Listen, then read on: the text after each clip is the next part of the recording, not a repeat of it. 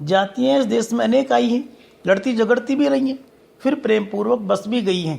भारतवर्ष में भिन्न भिन्न समयों पर भिन्न भिन्न जातियाँ बाहर से आती रहीं, लड़ती झगड़ती रहीं, और फिर धीरे धीरे प्रेम पूर्वक एक दूसरे के साथ रहने लगी। वे सब जातियाँ सभ्यता की नाना सीढ़ियों पर खड़ी और नाना और मुख करके चलने वाली इन जातियों के लिए सामान्य धर्म खोज निकालना कोई सहज बात नहीं थी। भारतवर्ष में जो भिन्न भिन्न समयों पर भिन्न भिन्न जातियाँ आई, उनकी सभ्यता का स्तर भिन्न भिन्न था, उनके लक्ष्य, उनकी जीवन पद्धतियाँ भी भिन्न भिन्न थी। इन जातियों के लिए कुछ सामान्य धर्म हो जहाँ पर सब लोग सहमत हों, सब लोग जिसको मनुष्य का लक्षण मानते हों, इस प्रकार का धर्म खोजना कोई सरल बात नहीं थी। भारतवर्ष के ऋषियों ने अनेक प्रकार से अनेक ओर से समस्या को सुलझाने की कोशिश की थी।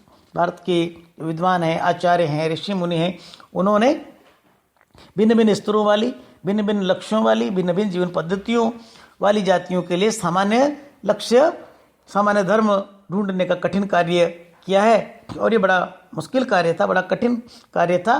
पर एक बात उन्होंने लक्ष्य की थी, समस्त वर्णों, समस्त जातियों का एक सामान्य आदर्श भी है। उन्होंने ये अनुभव किया था इन सब जातियों का अध्ययन करके कि जो मनुष्य हैं, उनकी वर्ण चाहे कुछ भी हों, उनकी जातियाँ कुछ भी हों, उनका एक सामान्य आदर्श है, वह है अपने ही बंधनों में अपने को बांधना। वह सामान्य लक्ष्य, सामान्य आदर्श, सामान्य धर्म क्या है? अपने आप को अपने ही बंधनों में बांधना। दूसरों के द्वारा बांधना तो पराधीनता है, और स्वयं को बंधनों में बांधना स्वाधीनता है। मनुष्य पशु से किस बात में भिन्न है? उन्होंने विचार किया कि मनुष्य और पशु में क्या भिन्नता है। आहार, निद्रा आदि पशु सुलभ स्वभाव उसके ठीक वैसे ही है जैसे अन्य प्राणियों के। जिस प्रकार अन्य प्राणियों में आहार और निद्रा है और अन्य अन्य प्रवृत्तियाँ, उसी अनेक प्रवृत्तियाँ मनुष्य में भी हैं। फिर वो पशु से किस प्रकार से भिन्न है? लेकिन वो फिर भी पशु से भिन्न है। उसमें संयम है, दूसरों के सुख दुख के प्रति संवेदना है, श्रद्धा है, तप है, त्याग है। तो जो वृत्तियाँ मनुष्य को पशुओं से भिन्न करती वे हैं संयम, वो अपने पर नियंत्रण रखता है, दूसरों के सुख दुख के प्रति संवेदनशील होता है, समझता है कि किस बात से दूसरे को सुख होगा, किस बात से दूसरे को दुख होगा। श्रद्धा है, वह श्रेष्ठ का सम्मान करना जानता है, स्नेह करना जानता है, उसका अनुकरण करना जानता है। तप है, वह आदर्शों के लिए कष्ट सह सकता है।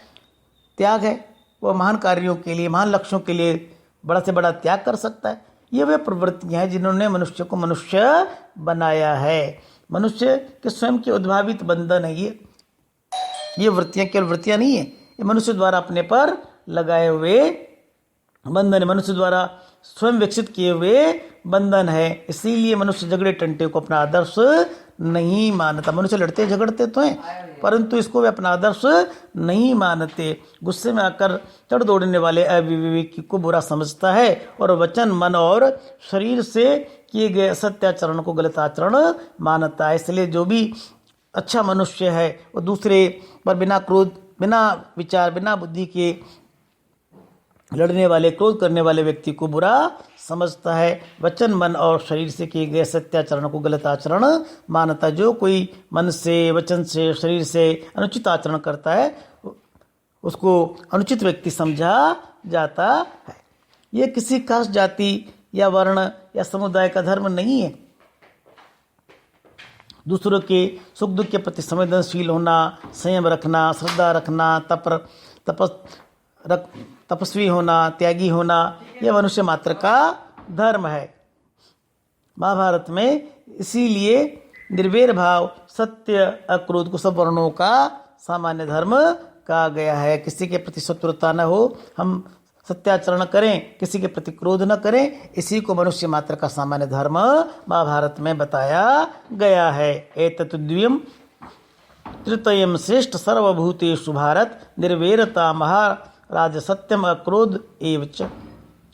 अन्यत्र इसमें निरंतर दानशीलता को भी गिनाया गया है। महाभारत में सामान्य धर्म के जो लक्षण है, द्वेष का भाव या निर्वैरता का भाव, सत्य, अक्रोध, उनमें दानशीलता को भी माना गया है। दानशीलता भी मनुष्यता का ही प्रमाण है। गौतम ने ठीक ही कहा था कि मनुष्य की मनुष्यता यही है कि वह सबके सुख दुख को सहानुभूति के साथ देखता है। गौतम बुद्ध ने ये ठीक ही कहा था कि मनुष्यता किस में है?